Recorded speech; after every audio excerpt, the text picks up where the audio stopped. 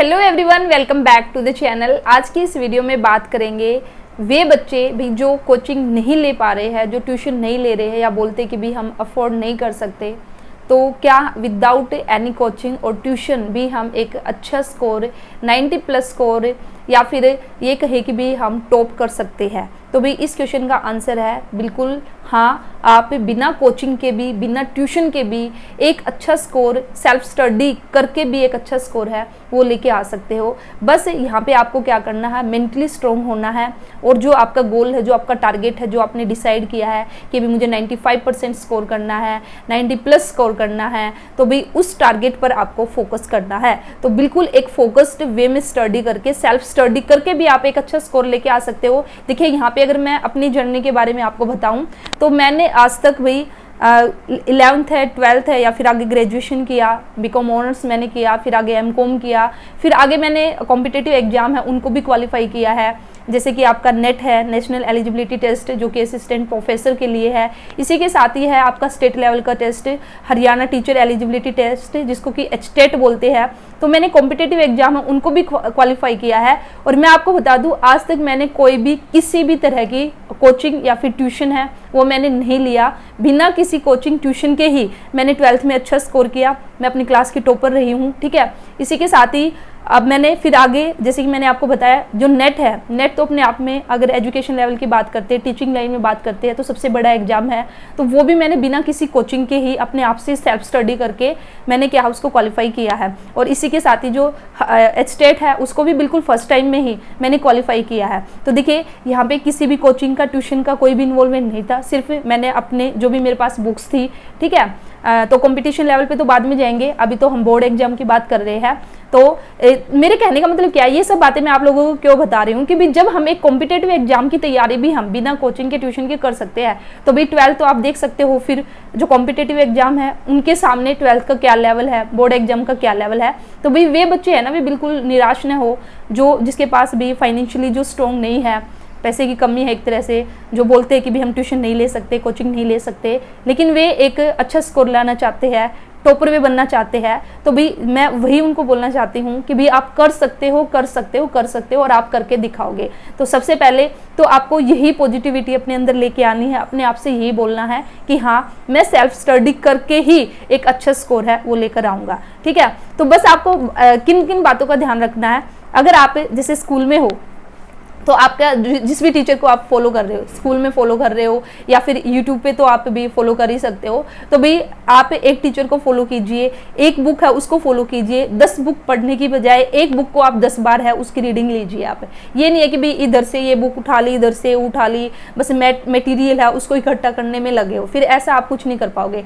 तो जैसे अगर अकाउंटेंसी की बात करती हूँ, आपके स्कूल में जो भी बुक लगाई, आपके पास जो भी TS ग्रेवाल है या फिर आपके पास DK गोयल है, तो भाई उस एक बुक को अच्छे से फॉलो कीजिए। आपका कोई भी डाउट अगर आपका आता है तो भी डाउट के साथ कभी भी आगे मत बढ़ना। जब तक आपका डाउट क्लियर नहीं हो जाए तब तक आपको आगे नहीं जाना है, ठीक है। तो डाउट अब कैसे क्लियर करें, तो भी अब आप स्कूल से पढ़ाई कर रहे हो तो भी अपना टीचर है ना, उसका पीछा बिल्कुल मत छोड़ना, ठीक है। जब तक आपको समझ में नहीं आए, 1 बार 2 बार 3 बार, ये मत सोचना, ऐसे सोचकर मत बैठना कि भी टीचर है क्या सोचेगा कि भी इसको तो समझ ही नहीं आया, या बच्चे है वो मेरे ऊपर हंसेंगे।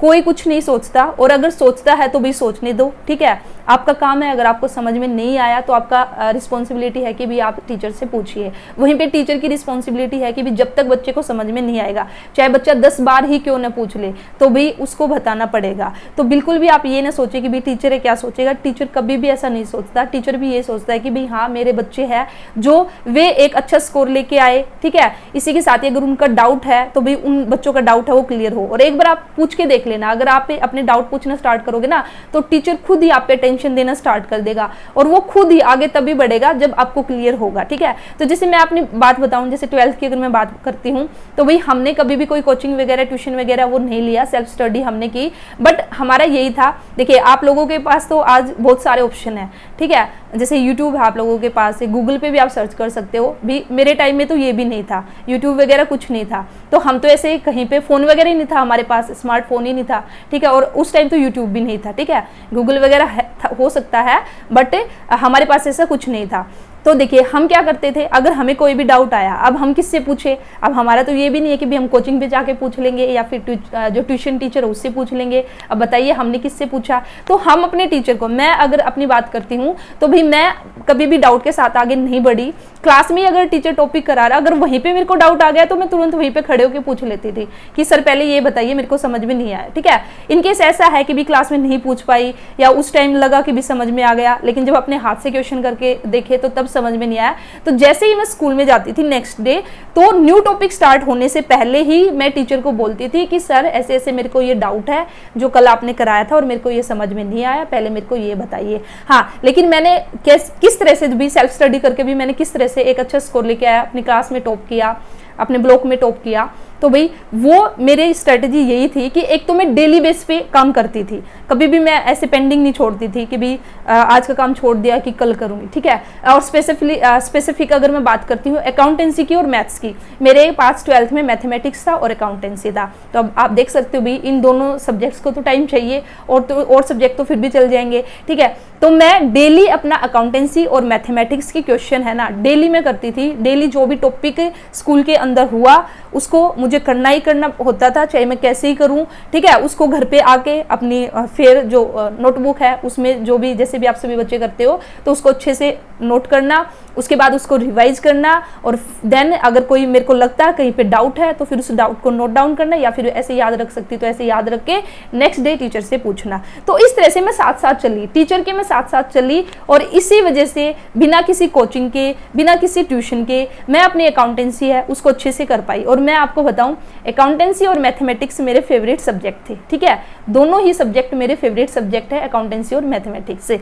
तो इस तरह से भी अगर आप भी ऐसे करते हो, ठीक है, देखिए अगर किसी ने आजकल तो ज्यादातर बच्चे यहाँ पे अगर मैं कहूँ 90% बच्चे ऐसे हैं जो कोचिंग और ट्यूशन लेते मिलेंगे। ठीक है, तो उनको तो एक अलग बेनिफिट है भाई, कोचिंग और ट्यूशन का बस बेनिफिट ये है कि भाई हमें टीचर से पूछना पड़ता है, नेक्स्ट डे वेट करना पड़ता है, या आजकल थोड़ा हो भी चुका है कि भाई आजकल स्कूल्स के अंदर भी टीचर्स थोड़ा कम ध्यान देने लगे, क्योंकि सबको पता है कि भाई हाँ इस बच्चे ने कोचिंग ले रखी है, कोचिंग ज्वाइन कर रखी है, ट्यूशन ले रखा है, तो वहीं पे पढ़ना। और बच्चों की भी मेंटलिटी यही हो चुकी है कि भाई स्कूल में तो कुछ पढ़ाई होगी नहीं, हमें तो अपना सिलेबस है ना वो हमें कोचिंग से कंप्लीट करना है या फिर हमें ट्यूशन से करना है। तो इस वजह से आज के टाइम की अगर मैं बात करती हूँ तो थोड़ा सा स्कूल्स के अंदर है ना माहौल चेंज हो चुका है।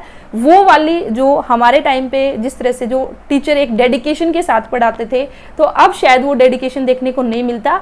बट मैं ऐसा नहीं कहूंगी कि भी हर स्कूल्स के अंदर ऐसा है, अब भी ऐसे स्कूल मिल जाएंगे जहाँ पे जो टीचर है पूरा डेडिकेटेड वे में बिल्कुल अच्छे से प्रॉपर कॉन्सेप्ट क्लियर करते हुए आज भी बच्चों का सिलेबस है उसको कंप्लीट कराते हैं, बच्चों को ध्यान में रखते हैं।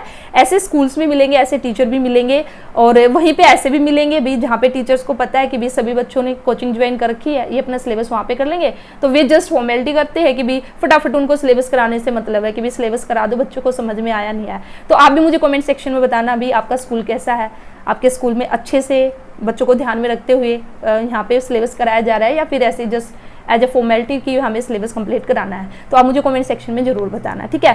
तो देखिए मेन मुद्दे पे हम आते हैं, तो वही उन बच्चों के लिए बस एक दो चार छोटी छोटी बातें हैं जिनका आपको ध्यान रखना है, जो बच्चे स्पेशली कोचिंग या ट्यूशन नहीं ले रहे, वो मैंने आपको बताई। क्या, एक तो आपको डेली बेस पे आपको डेली जो भी टॉपिक आपको कराया गया है स्कूल के अंदर, या फिर अगर आप किसी यूट्यूब चैनल को फॉलो कर रहे हो तो भाई वहाँ पे तो डेली बेस पे आप डेली आपको करना है वो, ठीक है, उसको डेली करना है, रिवाइज करना है। रिवाइज जो रिवीजन है वो एक मोस्ट इंपॉर्टेंट पॉइंट मैं बोल सकती हूँ किसी भी बच्चे के स्कोर को अच्छा लाने में।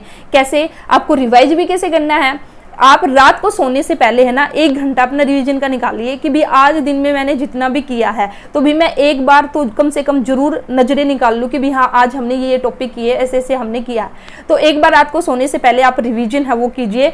उसके बाद फिर कोशिश कीजिए अगर आप कर सकते हो तो नेक्स्ट डे जैसे ही आप सुबह उठते हो तो उठते ही एक बार फिर से वही रिवीजन कर लो जो रात में आप करके सोए थे। देखिए अगर आप इस तरह से रिवाइज करोगे तो एक बार आप करके देख लीजिए, ठीक है। 1 वीक के लिए ना आप इस टेक्निक को फॉलो करके देख लीजिए। रात को रिवीजन कीजिए जितना भी आज, जैसे आज पूरा दिन आपने जितनी भी स्टडी की उसको रात को सोने से पहले आपने रिवाइज किया, और जब नेक्स्ट डे आप मॉर्निंग में उठे तो उठते ही आपने फिर आधा 1 घंटा उसी को फिर से रिवाइज किया। तो भाई आप 1 हफ्ता ये टेक्निक है उसको फॉलो करके देखिए और फिर आप मेरे को बताइए कि भी आप भूल आपको आपने जो भी स्टडी किया, जैसे बच्चे बोलते हैं ना कि भी जैसे जैसे आगे बढ़ते जा रहे हैं पीछे का भूलता जा रहे हैं, ठीक है। तो भाई आप मेरे को फिर कमेंट सेक्शन में बताना है कि भाई अब आप भूल रहे हो या फिर नहीं भूल रहे हो, ठीक है। तो रिवीजन आप लोगों के लिए मस्ट है। तो बस अगर ऐसे आप तैयारी करोगे तो भाई वे बच्चे जो कोचिंग नहीं ले रहे हैं तो वे भी एक अच्छा स्कोर लेके आ सकते हैं और अपनी क्लास के अंदर या फिर ब्लॉक के अंदर, और यहाँ तक कि अगर मैं बात करती हूँ कि भी टॉपर वे बच्चे बन सकते हैं, रैंक एक अच्छा लेके आ सकते हैं। बस ये बातें आप फॉलो कीजिए। और मैंने आप लोगों को अपना एग्जाम्पल दिया ही है भी, ऐसा नहीं है कि भी कोचिंग वाले बच्चे ही है वही टॉप करेंगे, बिना कोचिंग वाला बच्चा वो टॉप नहीं करेगा। मैंने आपको अपना बताया कि भी मैंने कभी भी किसी भी तरह की कोचिंग नहीं ली है। जो भी मैंने अभी तक जो भी एग्जाम दिए हैं, जैसे मैंने 2 कॉम्पिटेटिव एग्जाम की बात की थी, नेट की और स्टेट की, ठीक है। तो नेट का तो मैंने आपको बता ही दिया, काफ़ी हाई लेवल का एग्जाम आपका रहता है, और स्टेट का भी एक अच्छा खासा कॉम्पिटेटिव एग्जाम है। तो ये दोनों एग्जाम भी मैंने बिना किसी कोचिंग के, हाँ बट इन दोनों एग्जाम में मेरी हेल्प हुई है भाई वही यूट्यूब से और गूगल से। अगर मैं बात करती हूँ नेट की और एचटेट की, तो इनको क्वालिफाई करने में अगर मैं एक बोलते हैं ना कि भी किसका रोल है, तो भी मैंने यूट्यूब की हेल्प ली है और मैंने गूगल की हेल्प ली है, ठीक है। वही मैं आपको बोल रही हूँ कि भी आप लोगों के पास एक अपॉर्चुनिटी है कि आप भी, अब गूगल है आप लोगों के पास, यूट्यूब है, यूट्यूब पे भी इतने अच्छे अच्छे टीचर्स हैं, आप किसी भी एक टीचर को फॉलो कर सकते हो। आप मेरे को भी फॉलो कर सकते हो, मैंने भी स्टार्ट किया है क्लास 12 का अकाउंटेंसी का सिलेबस है, और जल्दी आपका जो न्यू चैप्टर है एडमिशन ऑफ अ पार्टनर, ठीक है, ये मैं आपको कराऊंगी। 2-3 चैप्टर मैं आपको करा चुकी हूँ, तो आप उनको भी फॉलो कर सकते हो। तो वीडियो कैसी लगी जरूर बताना। उम्मीद करती हूँ वे बच्चे जो कि बिल्कुल निराश थे, जो बोल रहे थे कि भी मैम हमारा क्या होगा, हम तो ना ट्यूशन ना कोचिंग है हमारे पास, तो हम कैसे कर पाएंगे, तो उनको भी आज की एक वीडियो से एक उम्मीद मिली होगी कि भी हाँ वे भी कर सकते हैं, और डेफिनेटली आप कर सकते हो। तो सबसे पहले तो मेंटली स्ट्रॉन्ग हो जाइए और बोलिए कि भी हाँ हम कर सकते हैं और हम करके दिखाएंगे, ठीक है। तो यही था आज की वीडियो में। All the best, thank you.